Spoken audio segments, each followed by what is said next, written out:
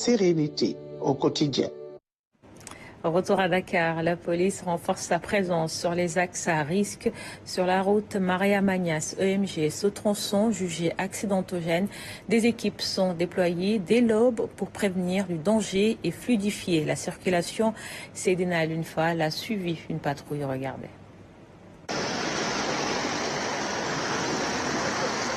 5 heures du matin. Entre la nuit et le jour, les éléments de la police nationale sont déjà déployés. À l'aube, les premières vagues de travailleurs rallient Dakar, la capitale. L'axe Maria-Magnas-EMG, une zone accidentogène. Les éléments de la police vont rapidement procéder aux premières interpellations. Ce jeune homme qui circule sans casque ni gilet sur une voie non dédiée. Il ne sera pas le seul à être appréhendé. En seulement quelques minutes, l'agent va verbaliser d'autres usagers qui ont, peut-être sans le savoir, mis leur vie et celle des autres en danger. D'habitude, quand on vient sur la circulation, on aperçoit des trottineurs ou alors des vélocyclistes qui roulent sur la voie publique. Et souvent au milieu de la chaussée. Souvent on les interpelle pour les sensibiliser en leur disant d'acheter des gilets pour être plus visibles et de porter des casques vélo. Donc c'est très important pour leur santé. Et quand ils roulent au milieu de la chaussée, ça peut créer un accident grave. D'habitude, ils ne sont pas visibles. C'est pourquoi on les interpelle pour les sensibiliser, en leur disant de porter des casques vélo et des gilets réflectorisants, et en les invitant à rouler complètement au bas-côté. Le ciel commence à s'éclaircir. Le dispositif évolue. Le commandant est aux aguets. Vous avez trouvé une solution pour notre accompagnement. Les chiffres livrés par le commissariat central de Dakar renseignent sur l'évolution de la situation. Certaines personnes émues par le nombre d'accidents attribuent ces tragédies à des esprits malveillants, mais des causes plus rationnelles sont identifiées. Le facteur humain reste la cause la plus récurrente.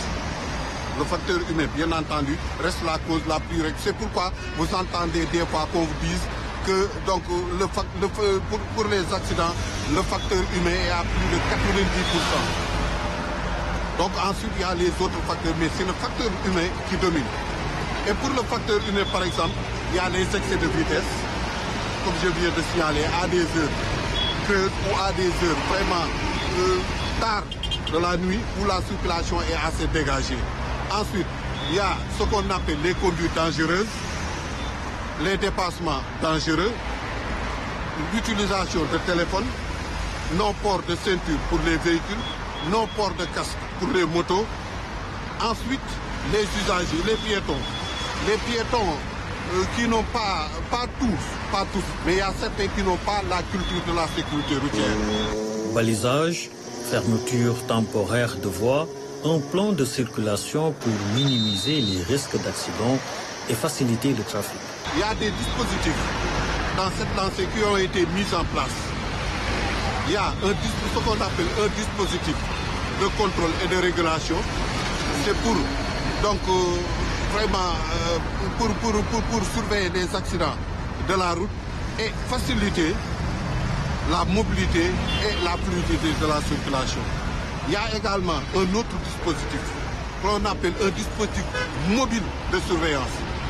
Ce dispositif mobile de surveillance, c'est en général sur les axes routiers accidentogènes. Enfin, il y a un troisième dispositif, ce qu'on appelle un dispositif de veille permanente pour une intervention rapide des accidents.